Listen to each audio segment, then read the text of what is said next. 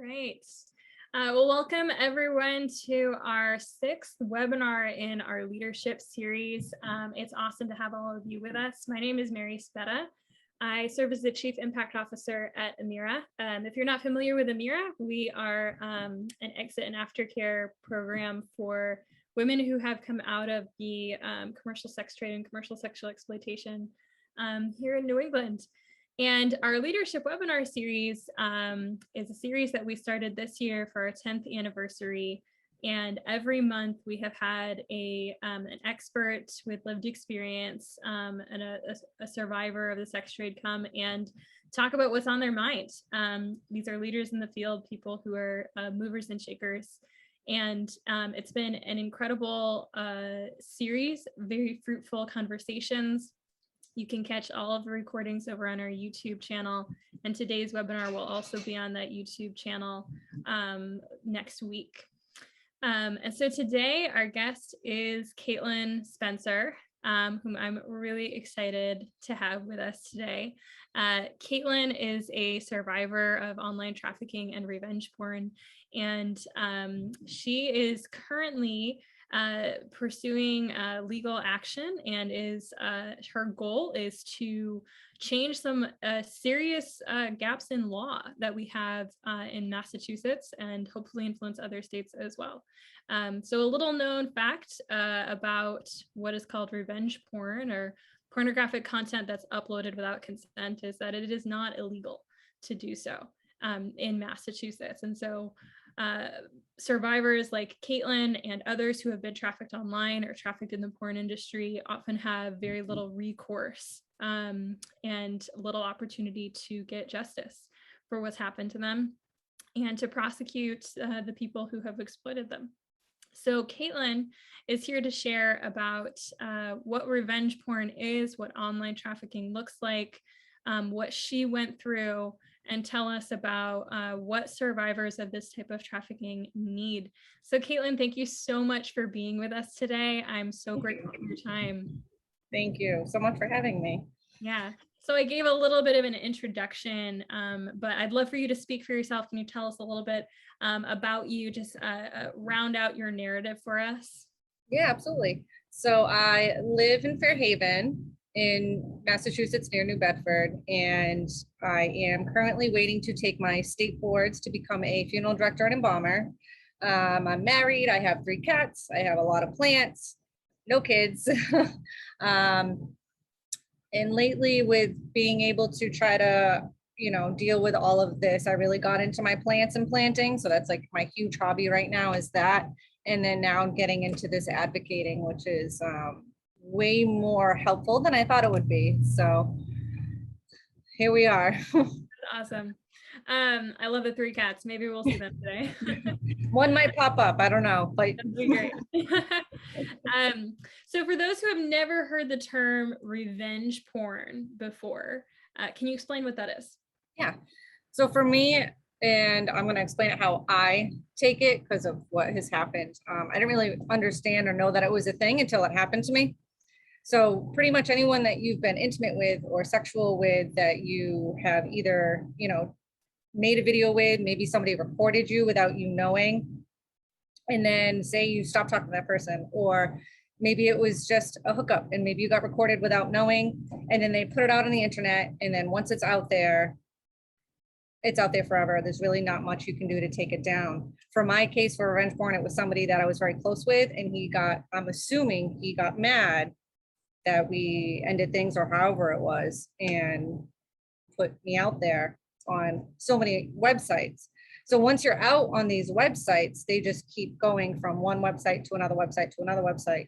And for it to be termed revenge, is, for how I feel, is that these people get mad at you, whether you said something, or they're just like, you know what, I'm just going to try to ruin their life as much as I can. You know what, I'm putting this video out there, and never think of the recourse of what ends up happening. Mm-hmm. So you talked about how it goes from one website to another. How does that happen?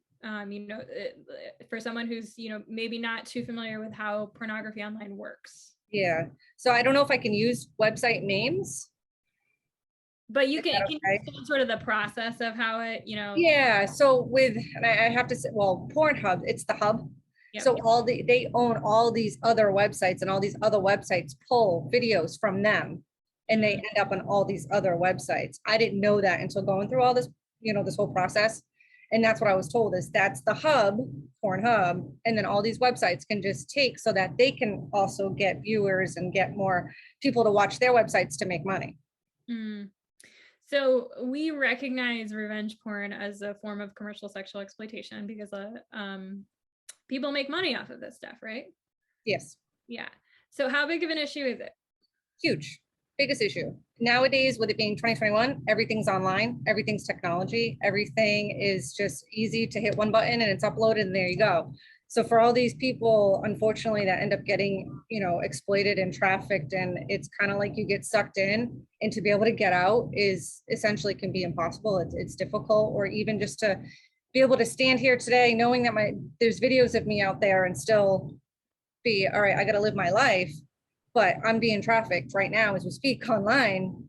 They're going from website to website.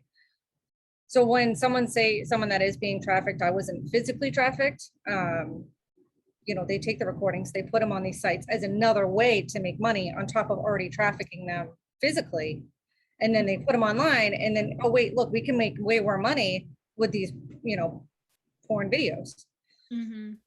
And when you say physically trafficking, you're referring to, being sold to a third party. Yeah. Right? Yeah. That in-person interaction. So it kind of takes that piece out of it. Yeah.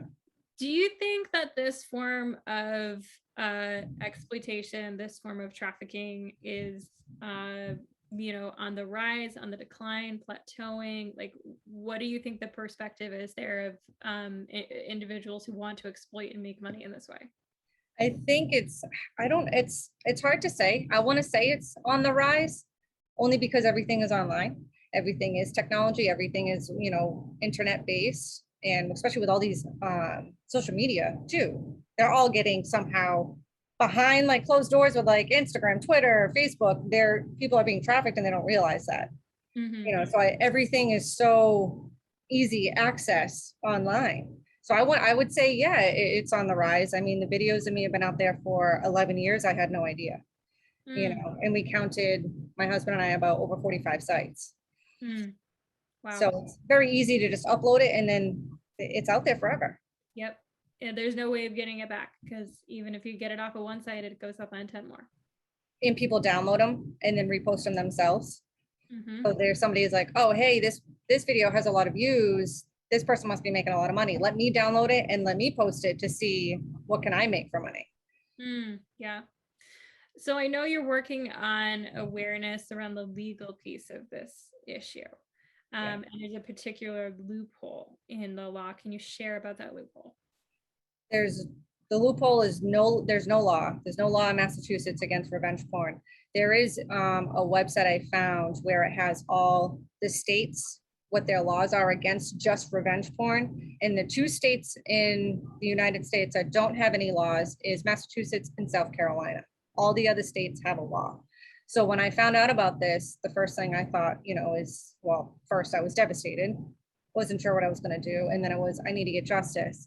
I was able to get in touch with a detective that wants to help me, but it was hard to say on how we were going to go forward legally because there's no laws. And since my case is still very active right now, I don't know how much, I can't say too much on, specifics of the case, but that was this past year, a big like speed bump was, what are we going to do? What can I do to get justice? Yeah.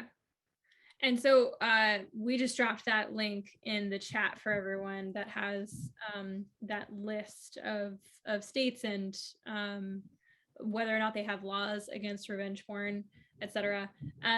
This seems like a fairly new issue, right? So have you seen states that have, created really good laws against this that we can look to and say, these guys are doing it really well?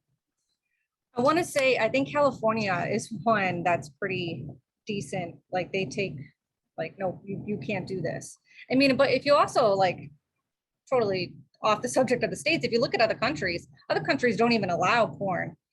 And it's illegal. Like you can't go on, there's no porn sites, you're not going on the internet. Obviously there's always a way around it, but we're here, like for the United States, it's such this, we're free, you can do what you want. And then for Massachusetts, it's odd to know that we don't have anything against this, because I know I'm not the only one. I know I'm not the only one this has happened to. So I'm hoping if I can speak up, if I can try to help change a lot, if my case can be the case to make this illegal, I'm going to go as far as I can go with this, because no other woman should be going through what I'm going through. This is just not with just one. I'm sorry. Any other woman or man should not go through anything that I've been experiencing. It should be, here's a hotline, here's a number you can call, and this is what we can do to help you. I haven't looked into too specifics of the other states and like, their laws too much. I just found that website and know that there are laws. That's as far as I've gotten, because now I'm just focused on Massachusetts and trying to make a change here. Mm-hmm, mm-hmm. So, perhaps, and I have heard this argument in the past, and I definitely don't agree with it, but I have heard the idea of like, oh, it's a video of you, it's up, there's nothing you can do about it, why not move on with your life? What is your response to that? Like, how has this impacted your life? How does it continue to impact your life? Anyone that says that, I would love to just that is your private, intimate time you're setting. What I do behind closed doors, what you do behind closed doors, no one needs to know about, besides with you and your partner. My life has done a complete 180. I am not who I was last year. And knowing that they're up there, all I can feel is that I was virtually raped. And I didn't know that I was considered, a trafficking survivor, or I was a survivor. All I thought is I'm this victim. And it's hard because there are two videos, and one of the videos I did agree to make. And I thought it was just going to be for him. It was my best friend, somebody I was very close with, I loved him. And I asked him to delete it not too long afterwards, but obviously he didn't. And then the other video, I didn't even know was recorded by the same person. So it's kind of like you find out you're on the internet, millions and millions of people have watched it. Then you find out that you're monetized, this person made money, or other people are making money off you. So you feel disgusting, you're embarrassed, you're ashamed. And then it goes to, you just want to hide. Like, it took me a while to be able to go outside and not like cover myself, because I thought everyone could see me. Everyone knew who I was. Mm-hmm. It's definitely put a big damper on my marriage, obviously, because it's the hardest thing I have ever been through. My mother left when I was 13 and signed me away. And I'd rather deal with that than what I'm dealing with right now. Mm-hmm. This is a rampant issue among people who are trafficked for sex. We work with a lot of the women that we work with in our programs have certainly been trafficked in this way, and it is it's a totally different challenge than being sold in person, because that while both are extremely traumatizing, there's this evidence of it that lives on, that can be watched over and over and over again. And it seems like this could be an element of it just happening again and again and again. Yeah. You talked about the idea of call this hotline, do XYZ, these steps, right? So we're now, everyone on here, we're aware that this is happening, right? We know this is happening. What is the ideal? Like, where do we need to get to help others who have been trafficked online in this way? And what do you think that we need to do to prevent this from happening? I think the first step is making a law against it. For one, there needs to be a revenge porn, some type of revenge porn law in Massachusetts should be the first step. Mm-hmm.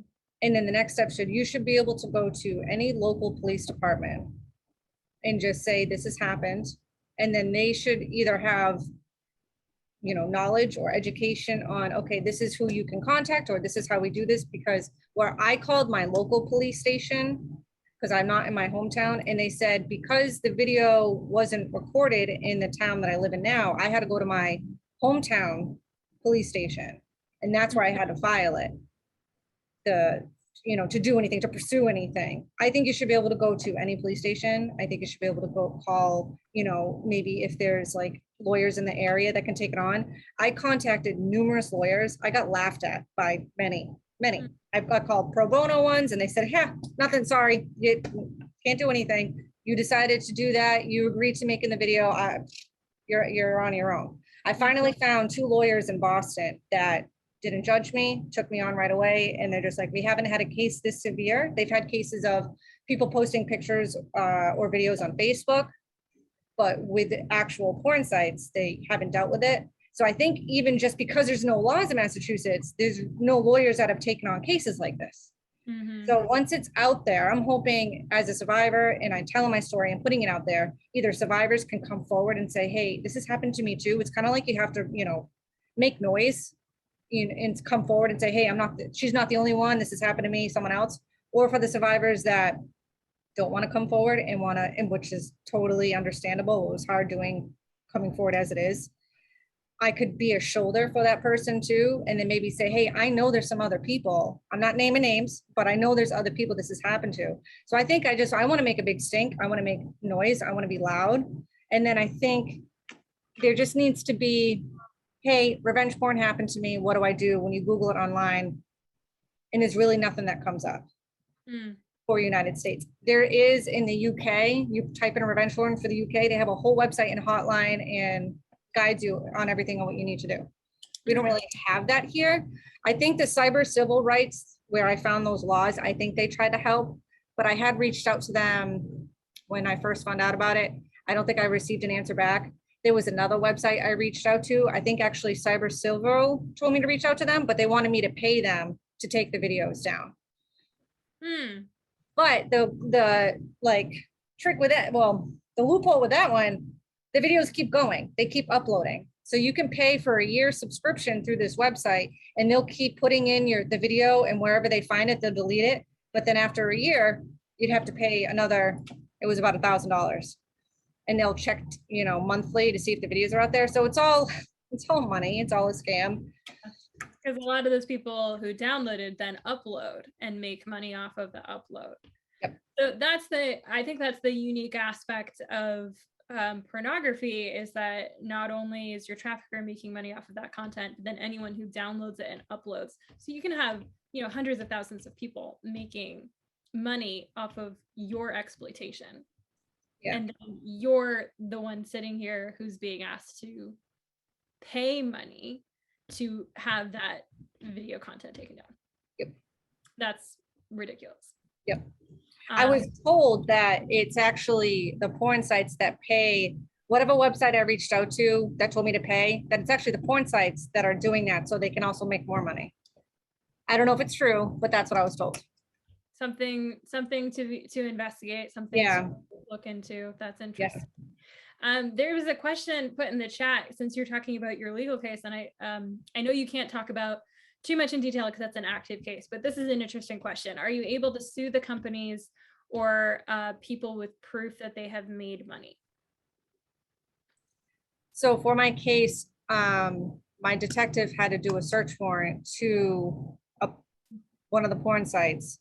And it took I think it took them 3 to 4 months, which actually isn't that long, to get proof back that it was the person that did this to me, that it was him. Because people can say, oh, that's not me.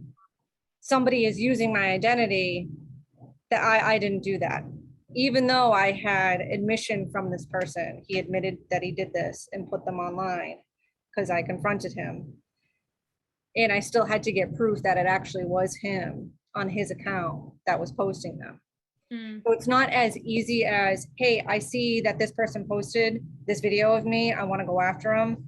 It's like you have to get a search warrant. It's like 100 steps. So it sounds too complicated without a guarantee of it even really going anywhere. Right. I don't know how much money has been made. I could guesstimate, but I have no idea. I don't even know how to really figure that out. Because I know some videos, they don't make money off of. I know a lot of them make money with ads. Um, I'm still in the process of trying to learn all of that too. Yeah. To give context for anyone who's not familiar with the profit side of online trafficking, I'm curious, what is your guesstimate? So my husband and I did research. Luckily, my husband's been my rock, and he's like, all right, let's find out everything we can find out. We went on Pornhub and looking at like their facts page and like how you can make money. And I think one of them was you can make up to, I don't even know, I forget what it was, a certain amount per view. And I think it was every 1,000 views, say you'd get like $100 or something. It kind of went along those lines. And then also on certain sites under the video, there's a money sign. But if you're also a professional adult filmmaker, that's a whole nother avenue where, since they're a model hub is what it's called on Pornhub, they'll make money off their videos. I don't know what the amount is, but if you're a professional adult filmmaker, you'll get a certain amount. If you're just Joe Schmo off the street, it's different. It's a different amount. But you still get paid regardless. Sometimes, yeah. Right. Yeah. And a lot of money too. And there's an active case against MindGeek, which owns Pornhub, as part of the trafficking hub campaign to shut Pornhub down. And so if anyone is interested, you can check out the Trafficking Hub campaign. And it shows that, cumulatively, this is millions and millions of dollars globally, which is crazy, and it's increased in the pandemic too, as you said, with everything being online. So that you shared about finding this after the fact, which happens to so many people. As someone who has lived through this, then I know that we have a lot of service providers on the call, and we at Amirah are all about a lot of aftercare services. As someone who's lived through this, what do you think that someone walking alongside another person who finds this out, what do they need to know? How can we be supportive? Oh, that's a tough one. I think it depends on the day for that survivor. So I found out in May. It is May of 2020 during the pandemic. It's now September and I'm still kind of learning. The first thing, well, you already said it, is get a support group. And Cozy has been amazing. And I happened to just get in touch with them because I opened up about my story to a random friend of mine. And then she said, I have somebody for you. So I think if people know that you're here, like you, people like you, Mary, and then Cozy are around, or that they exist. I had no idea where to turn or what to do. For my friends that are by my side, it's mainly listening. It's not judging. I am now able to say, depending on the day, to my husband or my friends or my therapist, get a therapist right away. Today I'm not okay. Today's not a good day. And then sometimes I just need to kind of vent it out or talk it out, cry it out. And then just having someone there, knowing I'm not alone, that's the biggest thing. And that's the thing, also the thing I want to change as a survivor is going through this. I can't say, hey, I was just exploited online. What do I do? Also, who can I talk to? I can talk to my friends. I can talk to my husband. I can, talk to my family. But unless you've actually been through it, you feel this alone, like I'm the only one in the world, which I know I'm not. But in that moment, you're just like, that's it. My life's over. And that's what I thought. My life's over. I'm losing my job. I'm losing my career. I'm going to get kicked out of school. And that's it. I'm done. I'm throwing in the towel. But then I got in touch with another survivor, and I felt so, I guess, like a relief to know I wasn't alone and to know that there's all this other support out there. So for somebody, if they just found out, it's just knowing that there is all of this out there that we can go to. Yeah, that's so important. That survivor community, the connection. I think something you said in there is really important, the need to be able to say to someone, I found this happened to me, and they understand what you're talking about, right?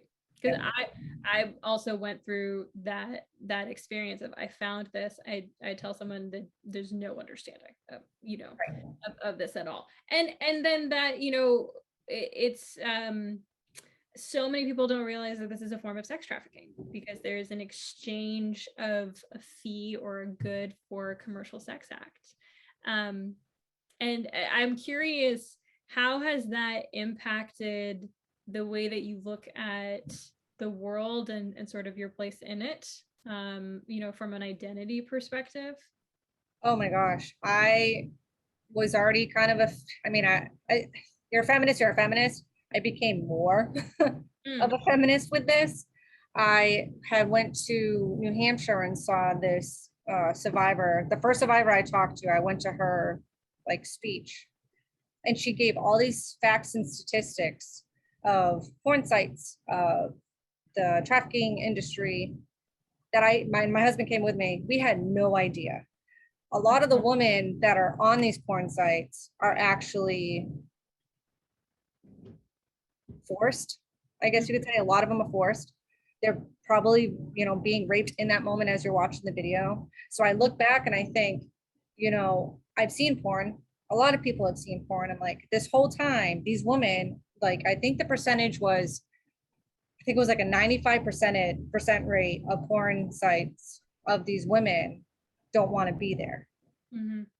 And there's been some famous porn actors that have come forward, and one of them had said, like, I was held at gunpoint, I had to do this.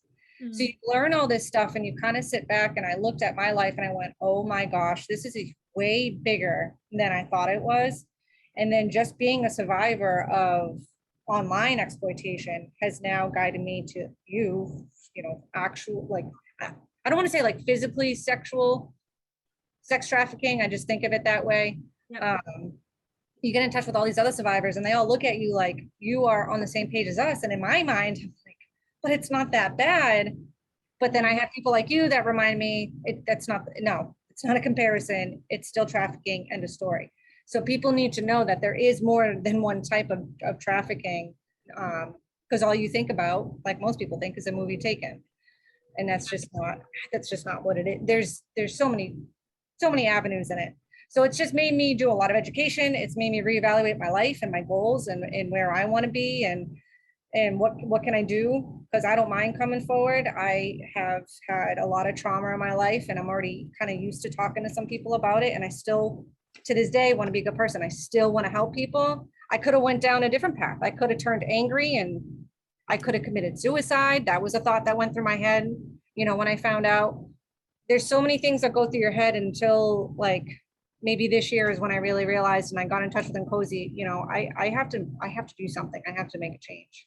Yeah. Trafficking is trafficking. There are a bunch of different types, and subtypes within sex trafficking, and we could get academic about it, but at the end of the day, it's all an injustice, no matter what. When someone exploits you for your body and profits from it, and there's no consent involved, it's an injustice all the way around. So my last question for you here before we go into our Q&A, and we've got some questions coming in.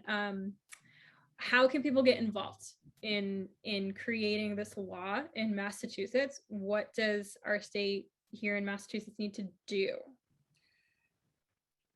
I don't know. Okay. I kind of know. I kind of have an idea.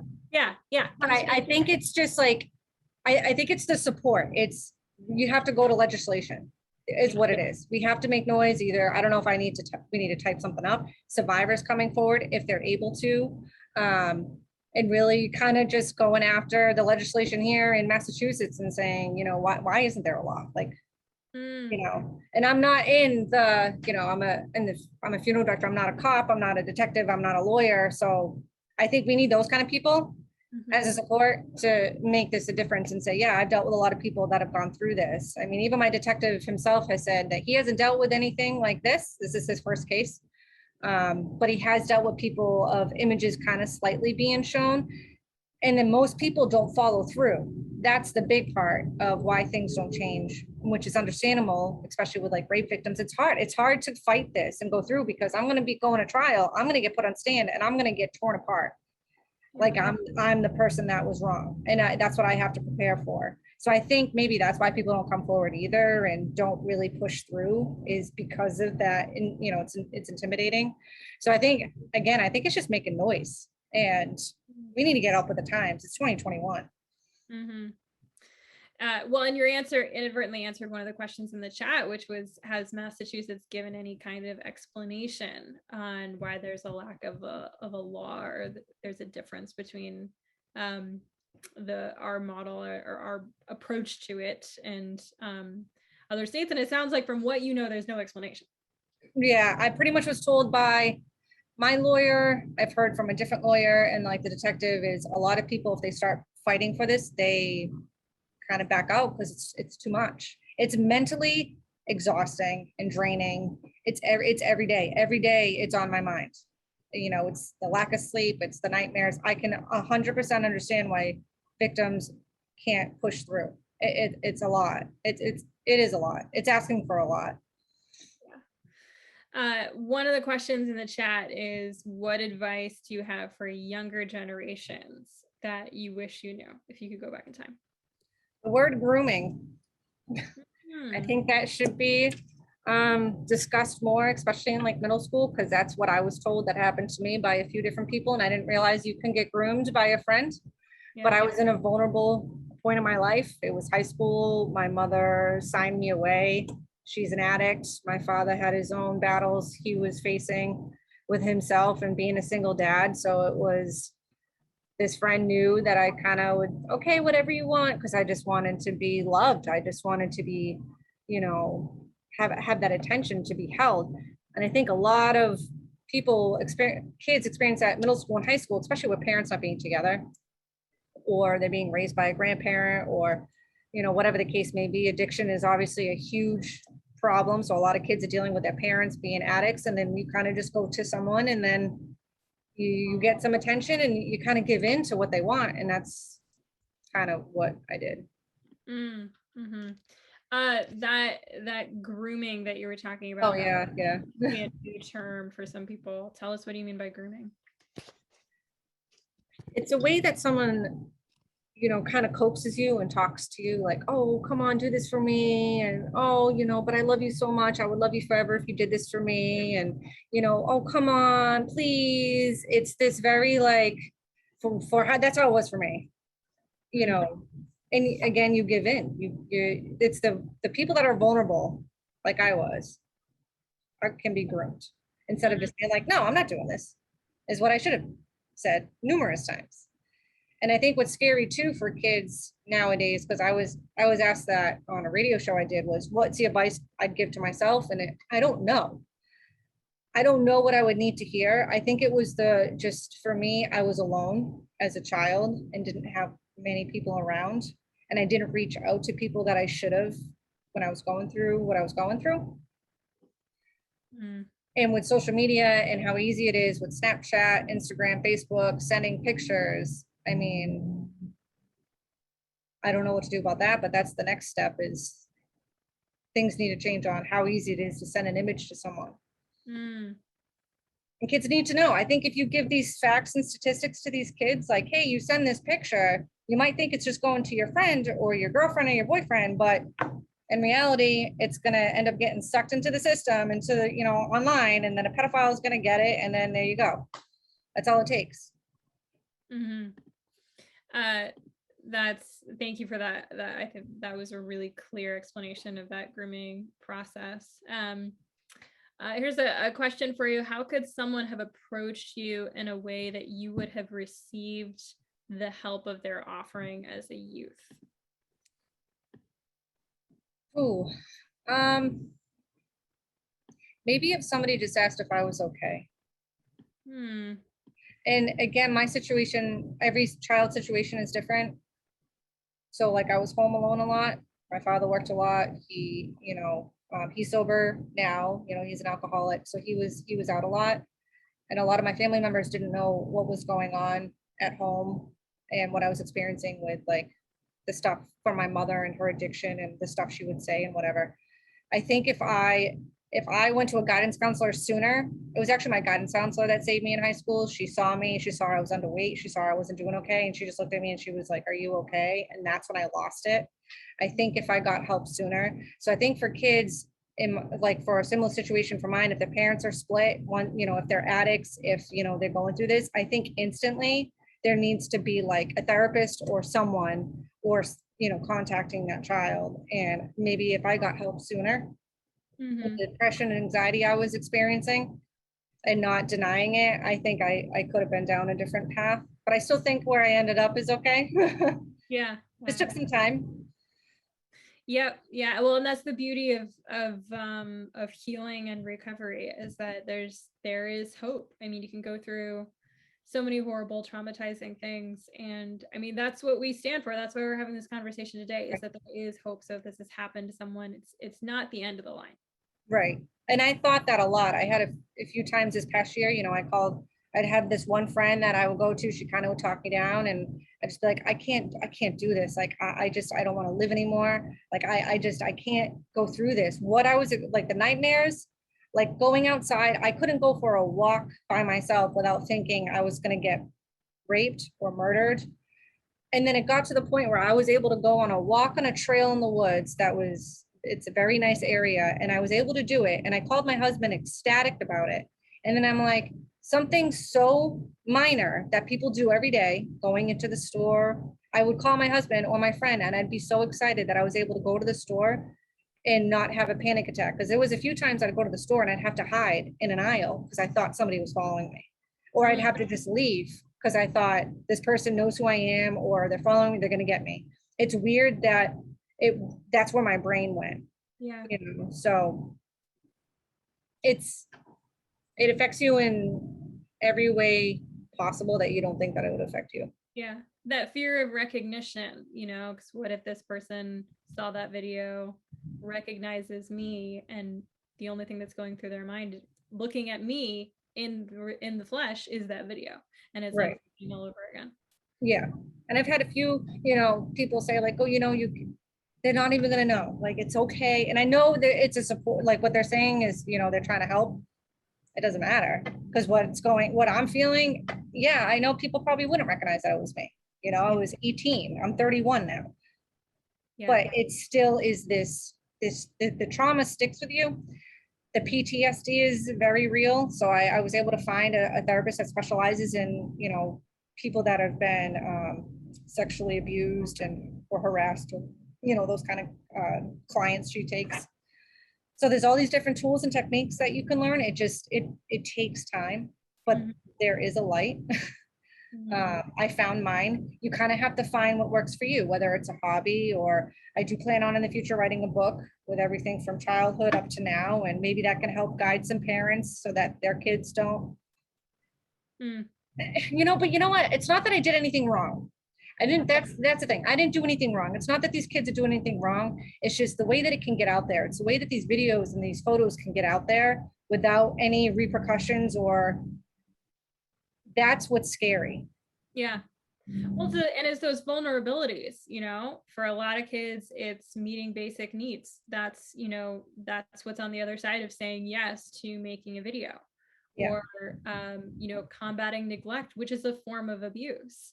And the way that impacts youth, in those developmental stages of life, where it's having a safe adult at that age is necessary. Right. To moving through life, successfully, right. And not, not being exploited in these ways, or certainly perhaps just not at such a high risk. Yeah. Which is so important. There's a question in the chat about coalitions. Is there a local coalition for revenge porn in Massachusetts? I'm not sure. Yeah, or the follow-up question was, is there a place where survivors can go online to meet with other survivors?